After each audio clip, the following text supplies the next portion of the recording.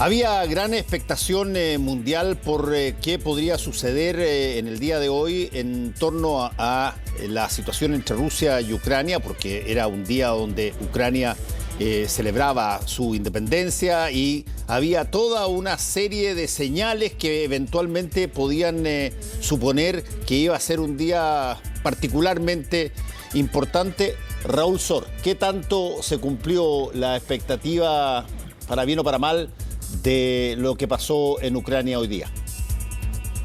Hola Fernando, efectivamente había un gran temor de que hoy, por no solamente los 31 años de la independencia de Ucrania, sino que se cumplían 6 meses desde que empezó la operación militar especial, como Rusia ha denominado a su invasión, y se pensaba que hoy podía ocurrir algo especial o particularmente trágico, también considerando el asesinato de la hija de uno de los ideólogos del ultranacionalismo ruso, de manera que habían muchos motivos para pensar de que algo especial podía ocurrir.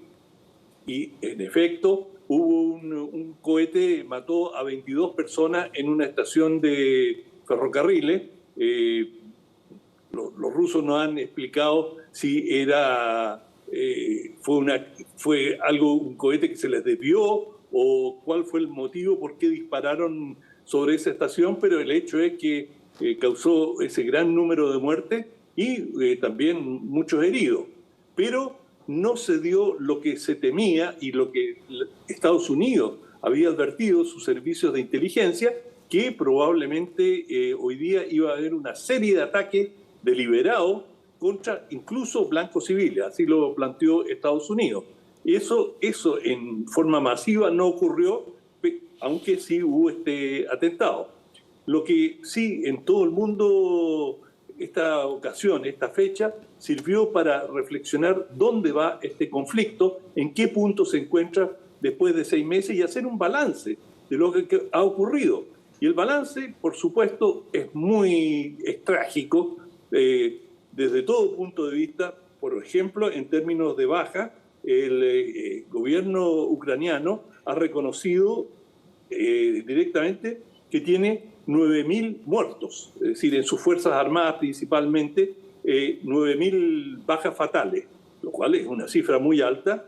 Rusia oficialmente ha reconocido 1.351 bajas fatales, pero esa cifra no corresponde, incluso si uno saca a mano las cuentas de distintos incidentes, pero la CIA, por su parte, dice que estima que 15.000 soldados rusos han perdido la vida en esta operación militar especial.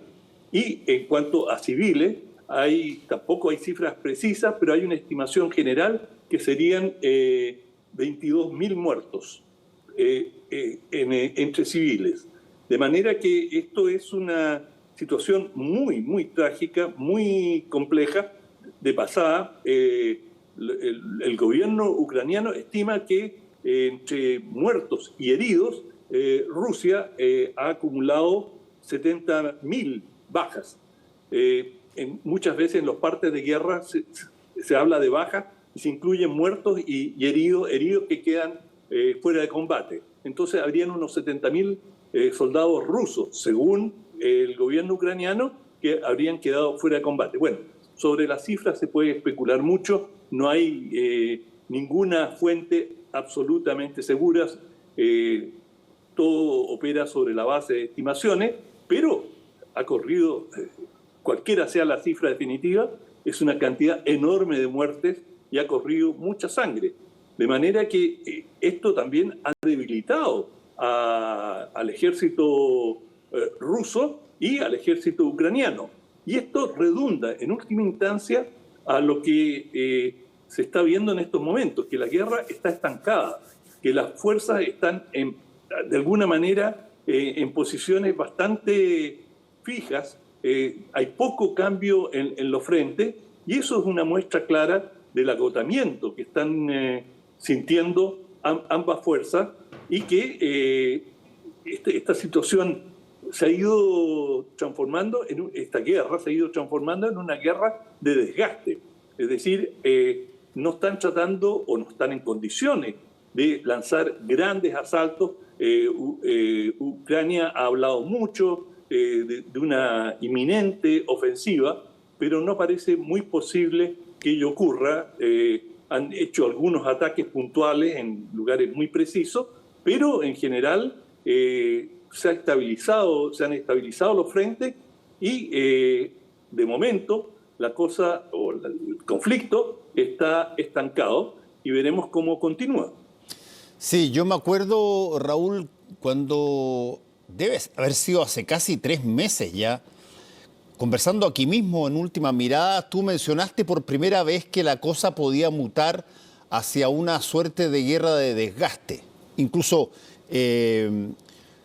generaste una definición para el concepto de guerra de desgaste. O sea, no era una cosa donde se veía la victoria o la derrota de uno u otro en términos inminentes, sino que era una cosa que básicamente se transformaba en una rutina que eventualmente el ganador era el que era capaz de aguantar más rato y aguantar con mayor capacidad de fuerza.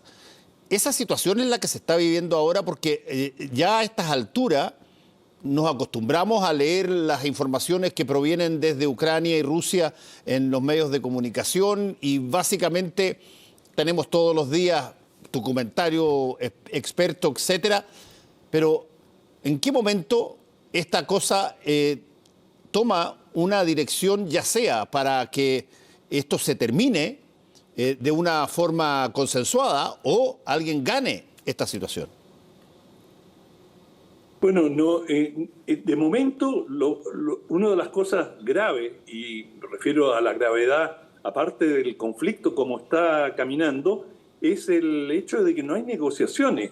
Tuvieron unos breves encuentros rusos y ucranianos en que acordaron intercambio de prisioneros y algunas medidas han negociado para permitir la salida de granos, pero no han logrado un acuerdo o un camino o una ruta de negociaciones. Lo que se intentó al comienzo no prosperó y en estos momentos tanto Moscú como Kiev reafirman que no tienen interés en negociar y que están dispuestos a luchar hasta, por una parte Ucrania dice, hasta liberar el conjunto de los territorios ocupados.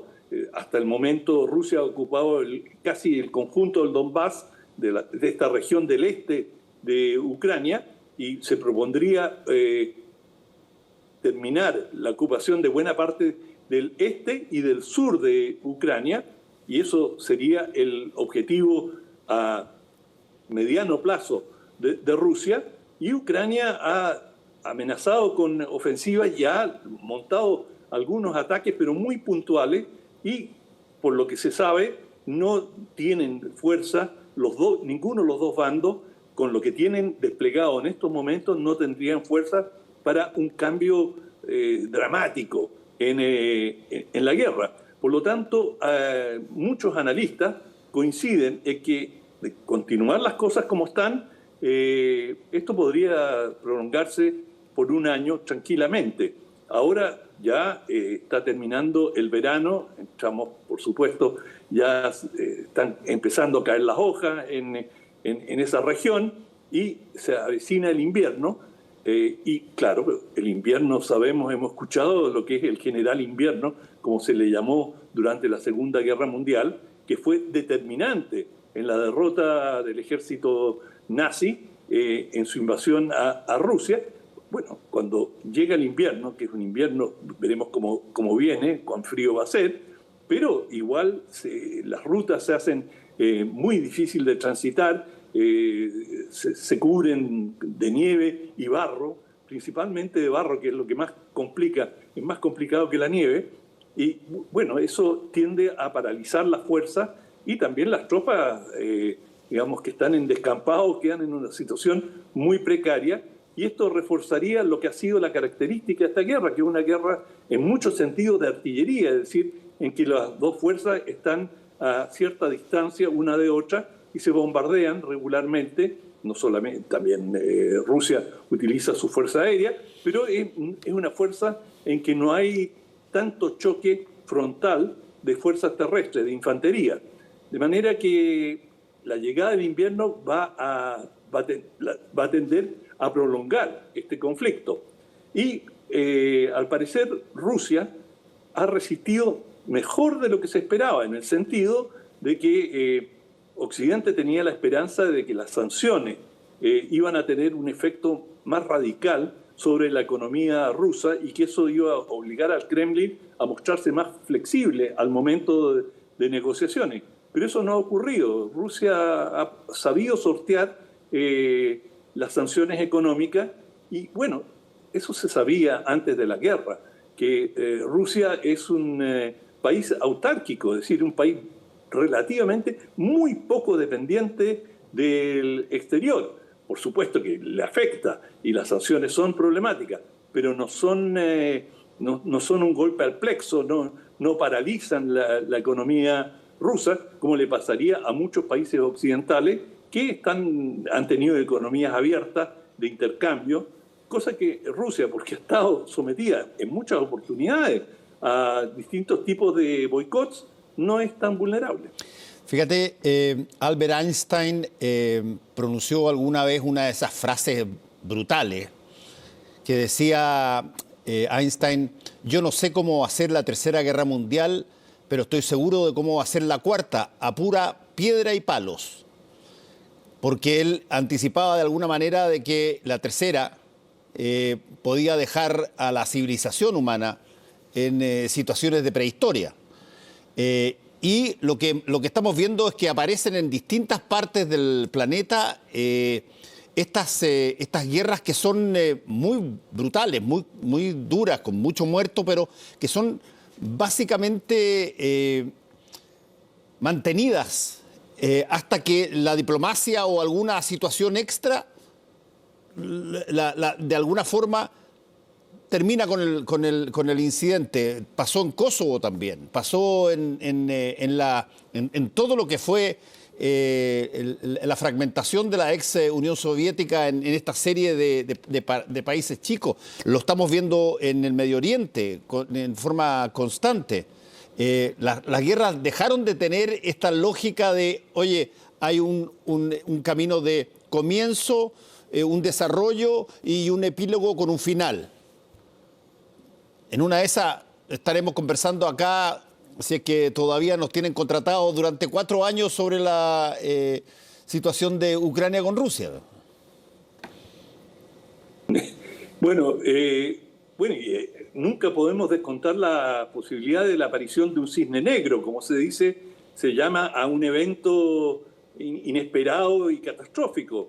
Y un cisne negro, bueno, hemos estado hablando en varias oportunidades de las centrales atómicas en Ucrania y Zaporizhia, que está ocupada por las fuerzas rusas en estos momentos, es el mayor complejo termonuclear en Europa, termoeléctrica, digamos, núcleo eléctrico, y bueno, si allí, como se ha advertido y se ha señalado, llegase a haber algún combate o algún cohete se desviara o un disparo de artillería, esto podría provocar fugas de radiación y eso cambia totalmente la figura. Es decir, una zona importante de Ucrania y según hacia dónde soplan los vientos, incluso de otras partes de Europa, podrían resultar tremendamente afectadas, como se vio con el caso de Chernobyl. De manera que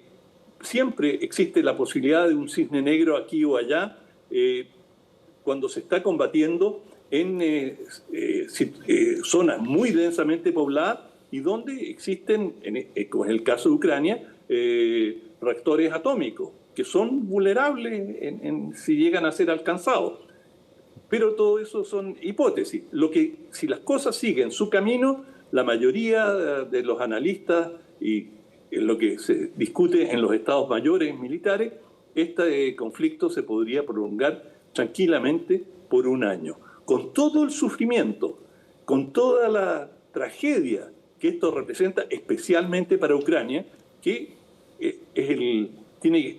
presta el campo de batalla para la destrucción masiva que está teniendo lugar. Bueno, estaremos bastante tiempo más conversando sobre esto mismo, Raúl. Que te vaya muy bien. Ojalá que no, igual. Chao. Chao. Hacemos una pausa y volvemos.